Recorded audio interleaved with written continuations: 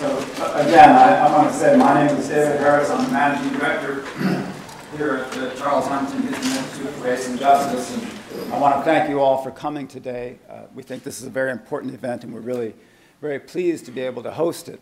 As I stand up here, though, I think it's important to say that, as several people have said, this event is really the culmination of a lot of hard work by a lot of people. Too many to name, and I'm afraid I'll forget some, but I do want to draw your attention to the back page of your program book, where you'll also see the names of many of the organizations that were supportive in putting this together. And I want us to get straight to the program, but I wanted to, Professor Ogletree couldn't be with us quite yet. He will be here momentarily. But I wanted to let you know something that we said in the letter of invitation that we sent about today's event, that we were hoping that the afternoon's conversation and dialogue will strengthen one of the Commonwealth's progressive legal processes created for the promotion and execution of redemptive and restorative justice. Now, that was a bit of rhetoric and hyperbole, but as is so often the case, our reality lags behind our ideals. But we look to everyone here to be part of a conversation that helps us move toward that ideal of redemptive and restorative justice. I think that's what this is about, and I hope that we can all approach today's conversation with an attitude and that aspiration. So without any further ado, we're going to make a slight modification in the schedule, and I'd like to introduce an old friend and colleague of mine, Agavi Wolf, who, as he indicated to you, is a lawyer with the American Civil Liberties Union. I've known him since before he was a lawyer. He's a real human being. And he's going to give us a little bit of an overview of commutation in the Commonwealth of Massachusetts. Gavi? Good afternoon. I want to begin by thanking the Commutation Project and the Charles Hamilton Houston Institute for inviting me to participate in this important event. And I want to thank everybody for being here as part of this discussion. David introduces me as a lawyer, and I do feel, like here I am the suit in the room. And I want to acknowledge up front that a lot of you have more intimate connections with the commutation system in Massachusetts than I do. I've been asked to speak a little bit about commutation because I began to think about it and write about it a number of years ago when I was a law student at Boston College. And I'm glad to be able to revisit that subject here today, but given that a number of you know things about the commutation system that I don't know, that I will never know, I want to just acknowledge that up front and suggest that you should feel free to take me to task for the things that I get wrong. As I said, I'm going to focus my comments on commutation, and I'm going to leave it to others to really dive into parole.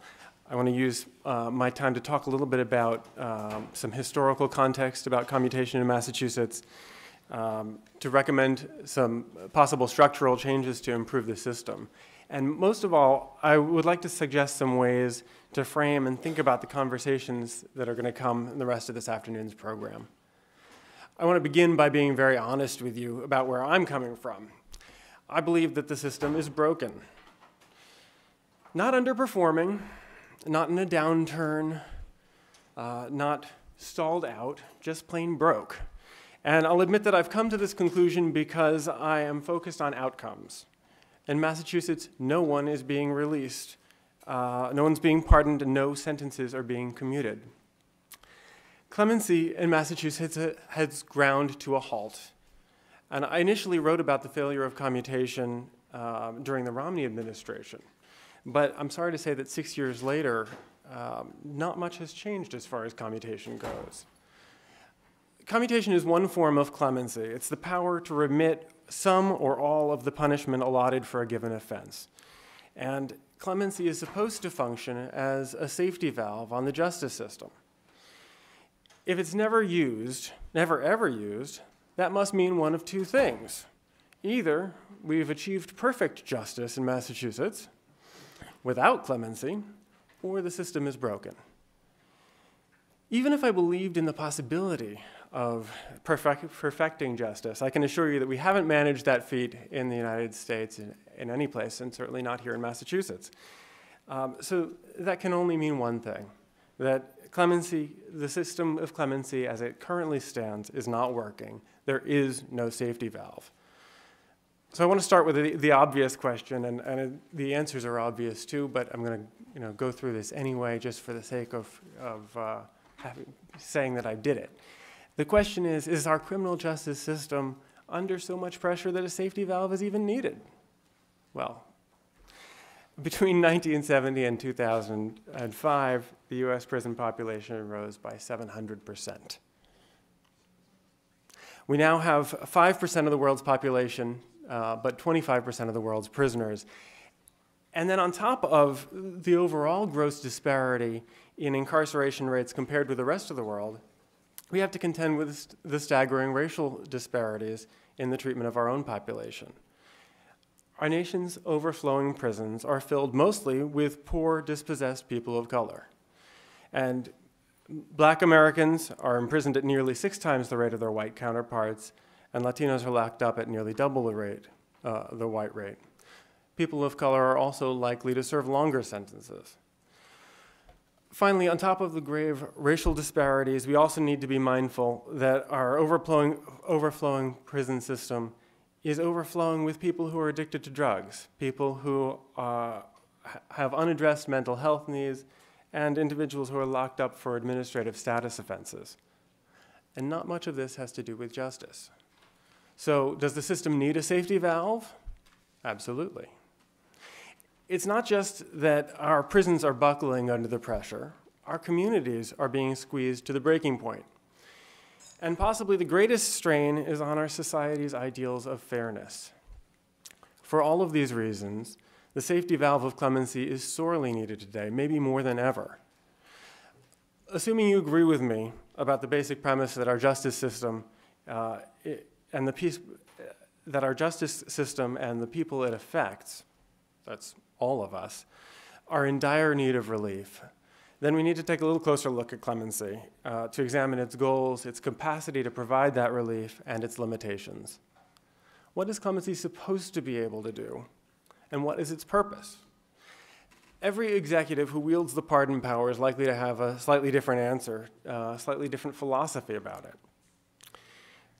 They will have their own answer to the question of how clemency ought to operate. But for our purposes today, I think it would be helpful to name some of the traditional philosophical approaches that people have had to the question, what is clemency for? Clemency has its roots in European monarchies.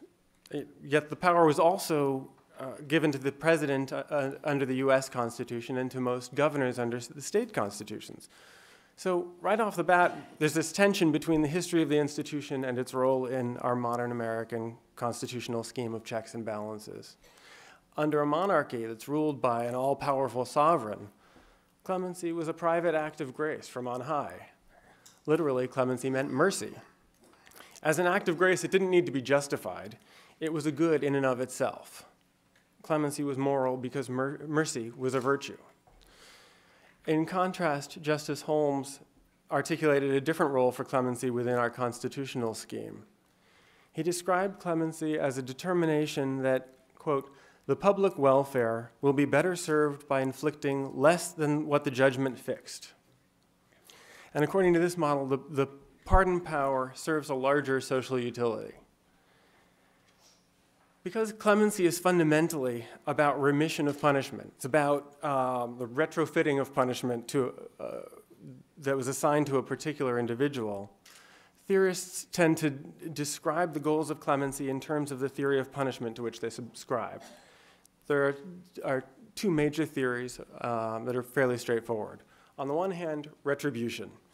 If you're a retributivist and you believe justice, that old Platonic ideal, demands an exact measure of punishment for particular misconduct, then clemency is simply a straight-edge tool to level the measuring cup.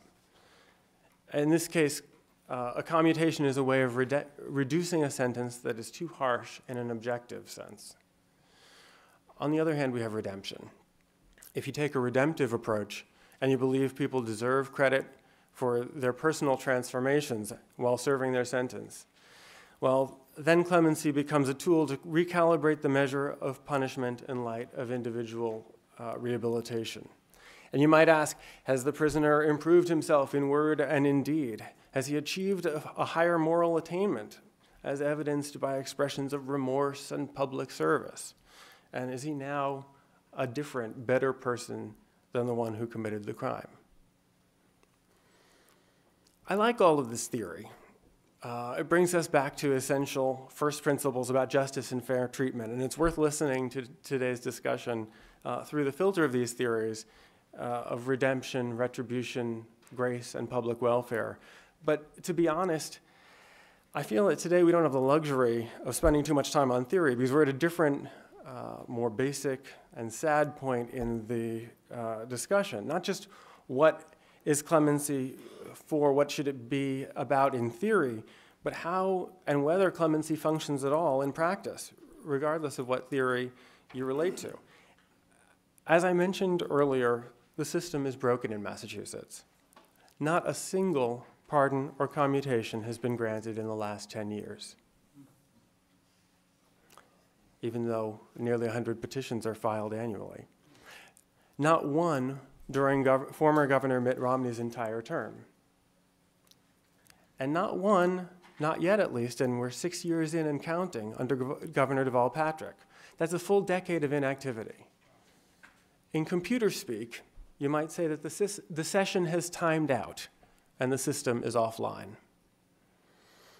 And yet here we are at a time when Massachusetts teeters on the verge of adopting a rigid 3 strikes law that could result in a new wave of determinative sentences without any chance of parole. Restoring clemency seems all the more imperative.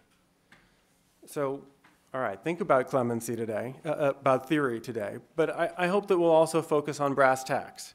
How does clemency work when it works? What gets in the way? And how can we make the process of deliberation and decision-making around clemency more productive? Research on the mechanics of clemency shows interesting things about the structures and procedures various states have put in place to make decisions about pardons and commutations. Attorney and scholar Margaret Colgate Love conducted perhaps the most comprehensive survey of clemency procedures by jurisdiction, and she examined each jurisdiction's pardon activity to see how well the procedure was working. And according to Love's findings, few jurisdictions have a thriving pardon power. In fact, most states did not grant more than a token number of pardons each year in the decade from 1995 to 2005. Only 9 states issued what she called a substantial number of pardons each year, and granted a substantial percentage of the applications filed. Other than in those states, she concluded pardon doesn't even seem to be reasonably attainable. And I'm afraid Massachusetts is not among the 9. According to Love, the states with the most active pardon power share certain characteristics of administration. 1, a transparent process regulated by law. 2, a public application and hearing process. 3, written decisions with the reasoning spelled out. And 4, an independent board that makes recommendations. This is a way of offering a degree of protection from politics. Well, that sounds like good news, right? Because Massachusetts has many of these characteristics of the clemency process. The Commonwealth has a clear, well-regulated administrative process, and the governor shares responsibility for making clemency decisions with an independent board, the parole board acting as the advisory board of pardons. But on second thought, that's rather bad news, because despite a hypothetically sound process, still nobody's getting pardoned. While these characteristics may correlate to more frequent exercise of the clemency, of executive clemency, they clearly don't ensure it. So we have to look elsewhere for answers. Why should it be that in Massachusetts, although the system has some hallmarks of the most productive states, every time you shake that magic 8 ball of our clemency process, it settles on the reply is no? One source of clues could be our clemency guidelines. Each Massachusetts governor at the start of his or her time in office spells out in executive clemency guidelines the principles he or she will use to make decisions about pardons and commutations. And it's fascinating as an academic exercise to do a close read of the guidelines since the Dukakis era and map the textual changes from administration to administration against the backdrop of the changing politics of the last 30 years. The changes aren't necessarily dramatic from one administration to another, just a few words tweaked here or there, but over time they indicate some clear cultural shifts. First, during this period, the language of the clemency of the guidelines shows a shift in the criteria for granting clemency, a shift away from a primary focus on rehabilitation, asking whether the prisoner has bettered himself, toward a new focus on predicting future conduct. Under Dukakis, a petitioner was required to demonstrate that he or she had, quote, within his or her personal capacity, made exceptional strides in self-development and self-improvement. And then Governor Weld added the criterion that the petitioner had to show that he or she, quote, would be a law-abiding citizen. At first blush, it sounds like a satisfying objective standard, but in fact, it relies entirely on speculation, and it leaves the guesswork to the personal prejudices of the members of the advisory board. Finally, Governor Romney did away with the most individualized language in the guidelines. He removed the reference to the petitioner's personal capacity. A second significant trend shows a general devaluation of clemency over time. Dukakis described commutation as, quote, an integral part of the correctional process. He embraced clemency as a meaningful component of the criminal justice system, and he used strong language to encourage people in prison. The real possibility of future commutation, he wrote, is intended to serve as a strong motivation for self-development and improvement. Dukakis also said that persons who exhibit a substantial period of good citizenship subsequent to criminal conviction and who have a specific compelling need to clear their record deserve consideration for pardon relief. Governors Weld and Romney did away with this language. Indeed, the Republican attitude toward clemency changed from urgency to indulgence. The Weld guidelines made no mention of petitioners deserving commutation as a matter of right, but talked about clemency as an unusual privilege to be applied sparingly, if at all. Weld referred to commutation as, quote, an extraordinary remedy. And Romney marginalized the clemency power even further, excising the idea that commutation is integral to the correctional process and assuring the public that he would exercise his authority parsimoniously. Here's his haughtiness in all of its glory. Quote, the governor views the granting of executive clemency as an act of grace and not merely a remedy, which should be only awarded under the most rare and extraordinary circumstances. Romney rejected any suggestion of constitutional obligation and reverted to a conception of clemency as handed down from on high. For the record, I've recently taken a look to see what Governor Patrick did with all of this, and he appears to have edited out that flamboyant last phrase that I quoted you from Romney, but otherwise he seems to hew fairly closely to the model that he inherited. So as I said, I find these textual changes fascinating. The language of the guidelines reflects not only the personalities and inclinations of each of the governors who issued them, but also the long arc of political history, from the pre-Willie Horton era through the 1990s Republican obsession with getting tough on crime, and into the last number of years when that tough on crime position calcified as the only acceptable posture for any aspiring American politician. At the end of the day, the textual changes from governor to governor probably don't mean the difference between clemency petitions granted and clemency petitions denied. But the underlying attitudes may. Sadly, historical events keep the process at bottom political. No matter how insulated the system may be, the repercussions, real or imagined, of making the wrong decision seem to drive the process almost to the exclusion of other considerations, such as those ideals of retributive justice, redemption, public good, or mercy. Since the late 80s, Massachusetts has shivered in the long shadow of Willie Horton. And today that shadow has been extended by Dominic Cinelli. And I think folks are probably familiar with the story, but for those who aren't, the short version is that in December of 2010, Cinelli, who was out on parole, killed a Woburn police officer. And immediately, and then ever since, critics of parole and commutation have clamored to further tighten the rules on who can get out of prison and under what circumstances. So, we know on a basic level why we need clemency, what it's for, and some of the reasons why it's not working in Massachusetts.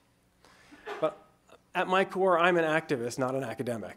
So I'm drawn to ask, both rhetorically and to all of you, what can we do about it? How can we pry the safety valve open? As an initial matter, there are some concrete suggestions that I might recommend, both to buffer the clemency process as much as possible from political winds and to hold the governor more accountable for his or her decisions, particularly for clemency petitions denied. Of course, none of the recommendations is a magic bullet, but I think that implementing any of them would be an improvement on the current state of affairs. One way to reduce the direct impact of politics on the clemency process would be to not have the governor write the clemency guidelines. It might be healthy to uncouple the guidelines from the governor's personal preferences, anxieties, and ambitions. To not have a single entity both define the criteria by which clemency should be granted and make the final determination regarding individual clemency petitions. Next, the Advisory Board of Pardons, that is the parole board, should be as diverse as possible. Existing law and the board's own guidelines call for board members to be drawn from a variety of professional fields. Yet the newly installed board is nearly uniformly comprised of people who have made careers in corrections and prosecutors' offices. The existing recommendation of diversity should be made a requirement.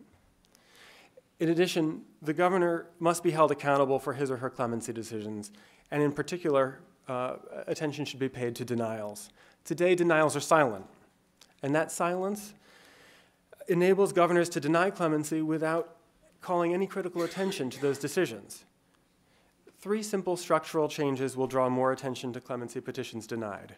First, when a petition is recommended favorably by the board, there should be a presumption in favor of clemency instead of against it. Today, if the governor fails to act on a favorable recommendation within a year, it is deemed to have been denied. But no petition that has received a favorable report from the board should be allowed to perish because of the governor's inaction. If the governor doesn't act one way or another, the informed recommendation of that board should stand. Second, in cases where the governor denies petitions that the board recommended favorably, he should be required to issue an opinion explaining his reasons for the denial. The governor should not exercise this authority without any accountability. And third, while the governor is currently required to report grants of clemency to the general court on an annual basis, so too should he be required to report denials. Denials of clemency should not be able to be issued entirely under the radar. So these are a few concrete suggestions for change, and I hope that we will have an opportunity to reflect on them, to discuss and debate some of this, and as well as to hear suggestions from others. But I want to leave you with this. No amount of structural change is likely to fix the political reality that cowardice often trumps compassion. To renew the exercise of the clemency power in Massachusetts and throughout the United States, policymakers must value clemency as vital to the American constitutional justice system. We must restore a sense of clemency as a moral and constitutional imperative, because the fairness of our criminal justice system depends on it, because we believe in second chances, because compassion and mercy and personal transformation are good things in and of themselves. We need our governors to exercise leadership in demonstrating fairness and compassion, not to shrink from it. Thank you. Thank you, Gavi. That was great. So some of you may notice, and I'm Liz Matos, by the way. I introduced myself before, but I'm a staff attorney with Prisoners Legal Services, and maybe up here just introducing our next speakers as we move along. You may have noticed that we're a little bit out of order here, and I'm going to ask Professor Margaret Burnham to come up next, as unfortunately Charles Ogletree is not here yet, but I understand he will be joining us shortly. Professor Margaret Burnham is a professor of law at Northeastern University and a civil and human rights activist. Her legal career began with NAACP Legal Defense Fund, and she served as a Massachusetts judge. She's participated in human rights missions and delegations to over 30 countries, and Nelson Mandela himself appointed her to an international commission to investigate human rights. We're very happy to have her here, and please join me in welcoming Professor Margaret Burnham. Thank you, Liz. And thanks to Gavi for that comprehensive and informative overview of the clemency issues in Massachusetts. I don't know whether Gavi mentioned it at the beginning of his remarks. I wasn't here. But I think some words should be said to place the situation in Massachusetts in a national and even international context. First of all, with respect to the national environment in which our governors have acted, it's important to note that there are some governors who have granted clemency. And I want to call the name of Haley Barbour of Mississippi. You all will remember the outcry, the public outcry across the country that took place at the end of his term in December when he granted clemency to 200 prisoners. And Haley Barbour is left office with not the greatest record on social justice, and perhaps one of the more conservative perspectives in national politics, and yet he saw it as his place, and indeed, as Gavi says, as his moral and constitutional duty under the Mississippi Constitution to grant pardons to these 200 men. Now, the newspapers today report that one of the men who was pardoned by Haley Barbour was recently in a car accident, and that news has splashed really all over this country, maybe internationally as well. This is a prisoner who was not driving for a good 20 or 30 years. And so it's not exceptional or unusual or unexpected that he might have some difficulty navigating his way on the roads in Mississippi. And but it's that sort of hostility that has made commutation and clemency and pardons today really virtually extinct, with these exceptions. Certainly, Governor Huckabee is another exception. And we know that in the last number of years, there have been 16 governors who have granted pardons, some in the middle of their terms and some towards the end of their terms. And the general calculation, the political calculation, seems to be that this will harm them in their future political careers, and that has not entirely been proven to be the case. Of those 16, 3 of the governors were re-elected or elected to higher positions, and some left politics altogether, but none of them were defeated on account, or were defeated. The account for their defeat was not attributable to their decisions on clemency. So I also want to say, before I talk about the case of the moment, that our governor joins our president in this regard. President Obama has, along with Governor Patrick, refused to exercise the power, the executive power, or declined to do so. Who knows what may come in the second term, but certainly in this term, he's acted in the same manner as his predecessor George Bush, who over 2 terms pardoned no one.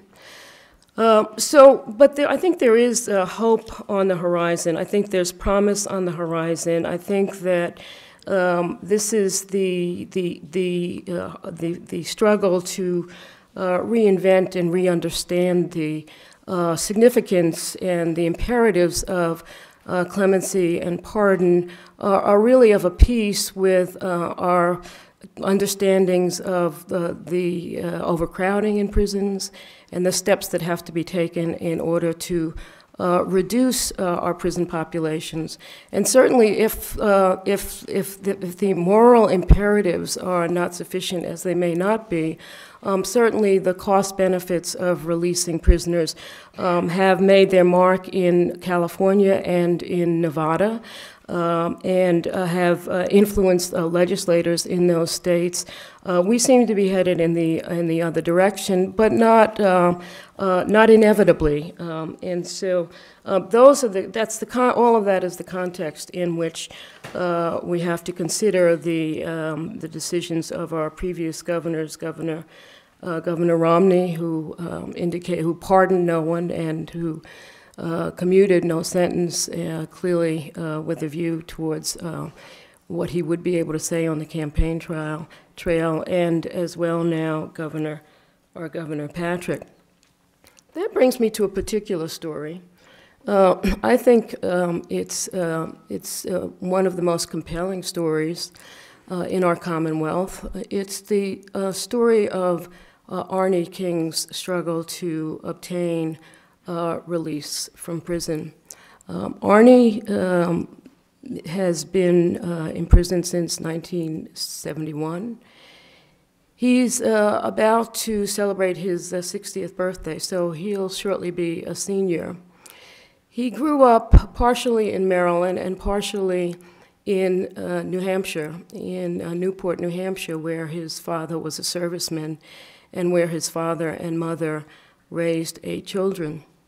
Arnie was, as all of the King children are, enormously bright and directed and motivated, but he fell off a track fairly early and didn't graduate from high school. He had an opportunity to attend a private high school in Dartmouth, but he went to several of the classes there and thought that the competition was too stiff, and Arnie's a competitor.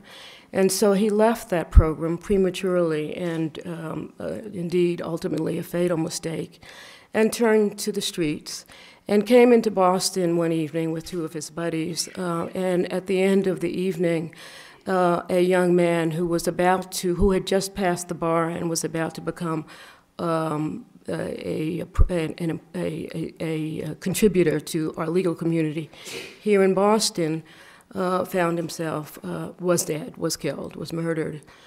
Arnie was prosecuted and convicted of this crime, and for his first years in prison, he behaved in the way young men often behave when they enter prison.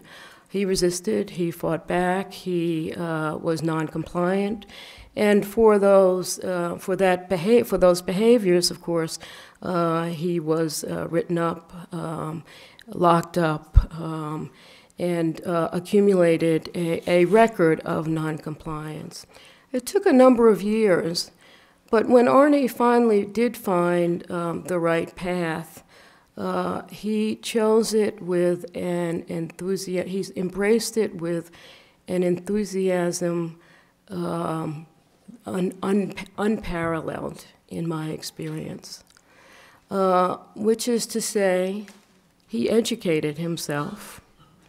He graduated, went into jail as a high school dropout, and he holds master's degrees from 2 institutions.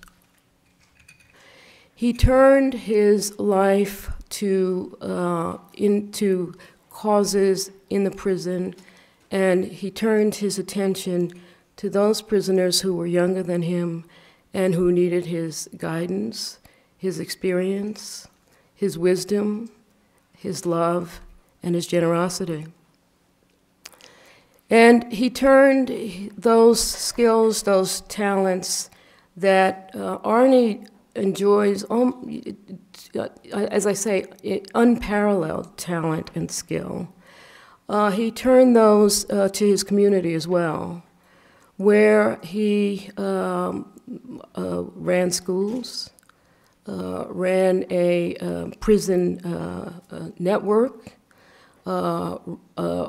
founded a newspaper, and pulled together on the outside, served as a force on the outside, larger, more effective than anyone drawn into his circle. We are as strong as we are because Arnie has been as strong as he has been. Arnie also was of the view, and so were we, that at some point his time had been served, and he was entitled to apply for release. He first applied in 1987 for commutation. His lawyer at that time is now a Massachusetts judge, and of course that request was denied, as first requests often are denied. He has applied since 1987 a total of 7 times to the parole board. He has worked his way up and won the favor with respect to that application of that board, not year by year, but 5-year and 5-year integrals. So that the first vote was against him. And the second vote was 3-3, equally balanced in Arnie's favor. And another vote was 4-2, or 5-2. He lost by, he gained 1 vote. And then in 2007, Arnie appeared before the board for the 6th time, and he won the unanimous approval of the board for release on commutation. And this is where Garvey's structural changes come into play. Because once Arnie had persuaded theretofore reluctant board that his was a meritorious application, we were then turned to the governor. It was then up to the governor. And we met with the governor numerous times, but those meetings were private. No record was ever released of the governor's views on this until at the very end of the day we learned that indeed the governor, despite the unanimous approval of the parole board, thought Arnie was not a meritorious candidate. Arnie continued his work. He continued his work in the community, and he continued his work inside the walls. But he also continued to make his case for commutation. And he applied again, and this time, for some reason, it was as if the road became, there was a U-turn in the road. He appeared before the parole board, and on his last occasion, the board concluded in 2010 that he was not a good candidate for parole. So, why? In part, the composition of the board changed. And in part for the reasons that Garvey has suggested, the political backbone of our executive officers softened with the most recent incident. And so the members of the board this time around denied Arnie a favorable recommendation by a vote of 5-2. Arnie hasn't changed. If anything, his case for commutation has grown stronger over the years. He is, as I say, almost a senior citizen. In 2 or 3 years, he'll be entitled to his Social Security. He spent every one of those years behind bars. Not all of them, as I say, a model prisoner. But certainly in the last 30 years or 20 years, he's been one of the most remarkable citizens of our Commonwealth. And it's true. Commutation is within the discretion of our executive officers. It's not a gift, and it's not promised to anybody. But those executive officers do have the obligation, first of all, to act openly, to act consistently, and to act in view of the constitutional and legal requirements, constitutional and legal strictures on their office. And I would add that not only are there constitutional strictures as well as those set forth in the guidelines that Gavi has explained to us that should govern the decisions of our executive officers rather than their political futures. But I would add that there are important international human rights standards that are at stake here as well.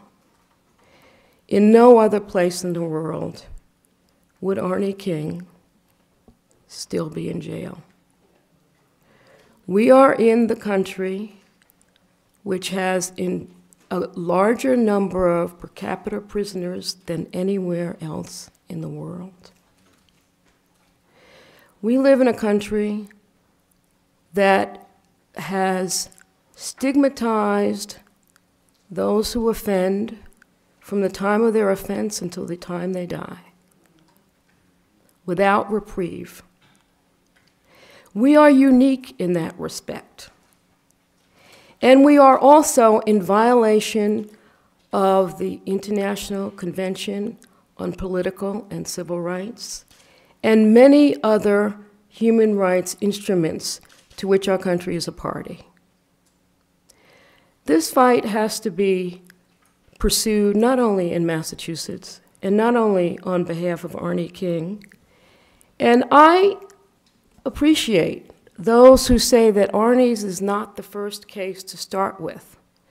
Let us start with those who are not violent offenders. Let us start with young people, not violent offenders, near the end of their terms. Let's start somewhere else. That's fine. Just let's start. Just let's start somewhere. So I leave you with the hope that this will be a successful conference, and I do that really in Arnie's name. I know that as a lawyer, I've seen thousands of clients over my lifetime, and I have to say that Arnie's humanity, his openness, his willingness to learn, his intellectual generosity, his sharing spirit make him really one of the best people and certainly one of the best clients I've ever had the honor to meet. Thank you very much.